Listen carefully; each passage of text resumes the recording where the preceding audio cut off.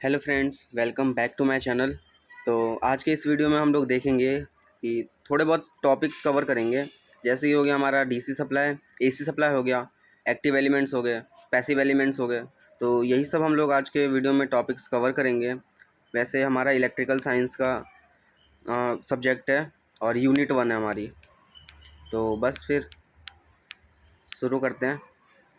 तो अगर हम लोग बात करें डीसी सप्लाई की, तो वैसे भी आप लोगों ने पढ़ ही रखा है, तो ऊपर ऊपर से थोड़ा देखेंगे। तो डीसी सप्लाई में क्या होता है, जब हमारा वोल्टेज और करंट दोनों कांस्टेंट हो। क्या हो, जो हमारा वोल्टेज है और जो करंट है वो दोनों कांस्टेंट हो टाइम के रिस्पेक्ट में, उसको हम लोग डीसी सप्लाई बोलेंगे। इसका ग्राफ ऐसा कुछ बनता है, ये देखो आप। और एग्जांपल्स हो गए बैटरी, सोलर सेल एक्सेट्रा।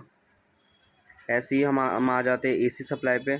तो एसी सप्लाई क्या होता है, जो हमारा करंट का मैग्नीट्यूड है और वोल्टेज है, और इसमें डायरेक्शन को भी कंसीडर करते हैं। तो जो हमारा करंट का मैग्नीट्यूड है और जो वोल्टेज है, और एज वेल एज डायरेक्शन भी रहेगा हमारे पास एसी सप्लाई में। तो इस टाइप के सप्लाई को हम लोग कहेंगे एसी सप्लाई, जो जो टाइम के साथ चेंज होते हैं। जैसे हमारा करंट का मैग्नीट्यूड है वो चेंज होएगा टाइम के साथ, वोल्टेज और डायरेक्शन तो चेंज होएगा ही।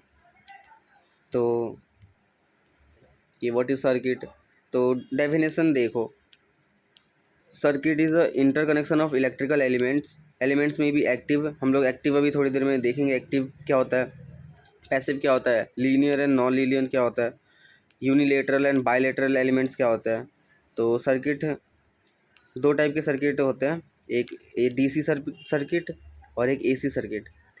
डीसी सर्किट तो सिंपल सा हो गया, और एसी सर्किट की बात आती है तो ये दो टाइप के होते हैं, एक सिंगल फेज़ होता है और एक थ्री फेज़ होता है।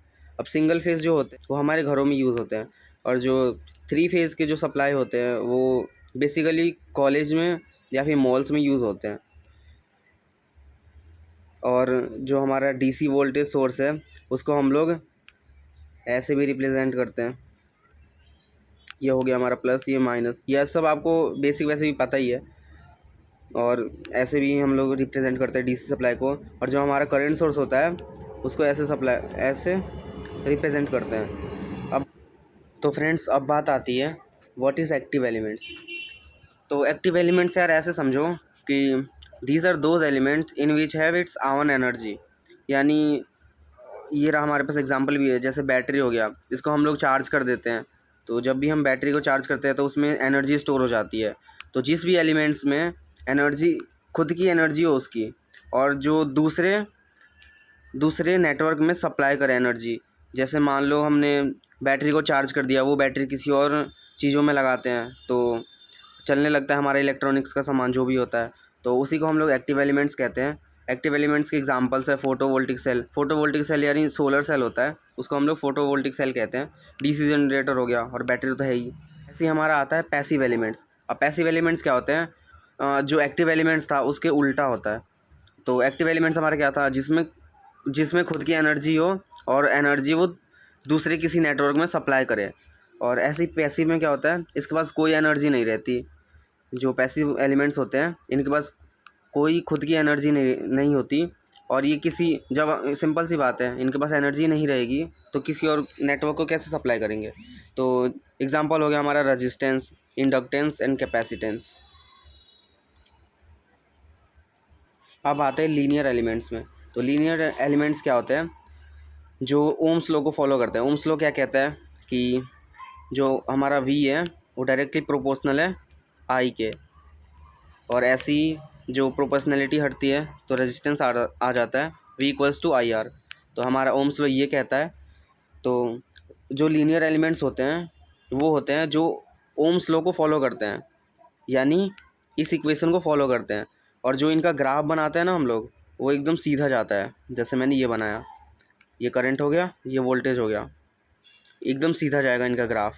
तो ऐसे ही हमारा नॉन लीनियर एलिमेंट्स होता है, वो ओम्स लॉ को फॉलो नहीं करता। अब जब भी हम उसका ग्राफ बनाते हैं तो ग्राफ सीधा नहीं बनता।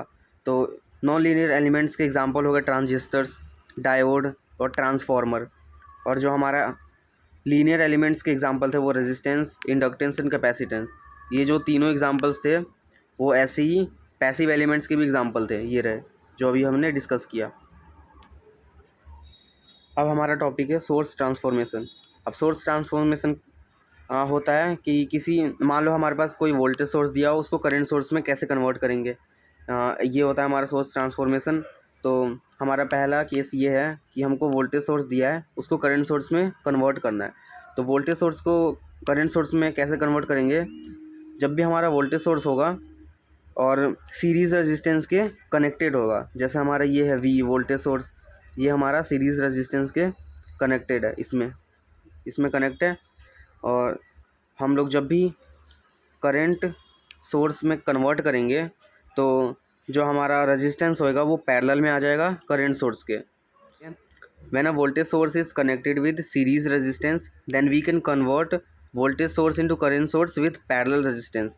तो एक पैरेलल रेजिस्टेंस लगा देंगे वोल्टेज सोर्स के अक्रॉस, तो हम इसको ऐसे कन्वर्ट कर देते हैं। और एक क्वेश्चन देख लेते हैं इसका, convert voltage source into current source. तो हमारा ये है वोल्टेज सोर्स, ये नेगेटिव है, ये पॉजिटिव है, तो हमारा करंट ऐसे जाएगा और यहाँ से ऐसे जाएगा नेगेटिव से।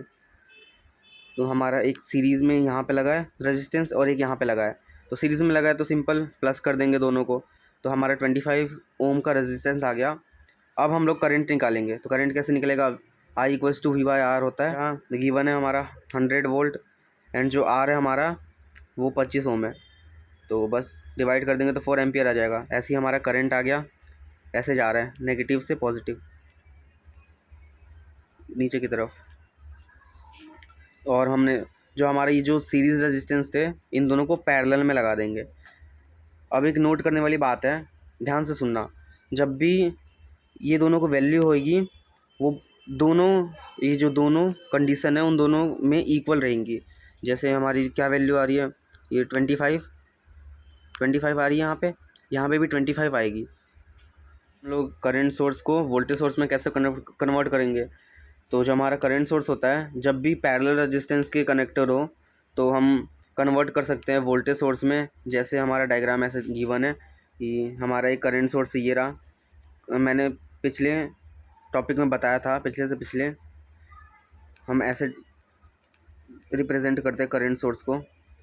तो जब भी हमारा करंट सोर्स पैरेलल रेजिस्टेंस के कनेक्टेड होगा तो हम उसको वोल्टेज सोर्स में कन्वर्ट कर सकते हैं विद सीरीज़ रेजिस्टेंस।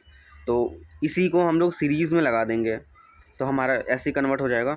तो फ्रेंड्स यहाँ पे हम लोग एक क्वेश्चन को देख लेते हैं, हमको क्या गिवन है, करंट सोर्स को वोल्टेज सोर्स में कन्वर्ट करना है।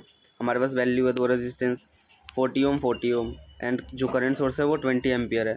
तो इसको कैसे करेंगे, तो हम जब भी हमारा दो रेजिस्टेंस पैरेलल में हो और दोनों की वैल्यू सेम हो तो हमारा R इक्विवेलेंट आता है R/2। यहाँ पे R क्या है 40 है और बाय 2 कितना आएगा 20, यहाँ पे 20 ओम आ गया। तो हमारी R की जो वैल्यू है वो है 20 ओम और जो हमारा करंट है वो 20 एम्पियर ही है। तो हम लोग V इक्वल्स टू IR से हम लोग वोल्टेज की वैल्यू फाइंड कर देंगे और जब भी हम कन्वर्ट करेंगे उसमें जो रेजिस्टेंस था वो सीरीज़ में आ जाएगा। अब हम लोग समझते हैं यूनिलेटरल एलिमेंट्स क्या होते हैं।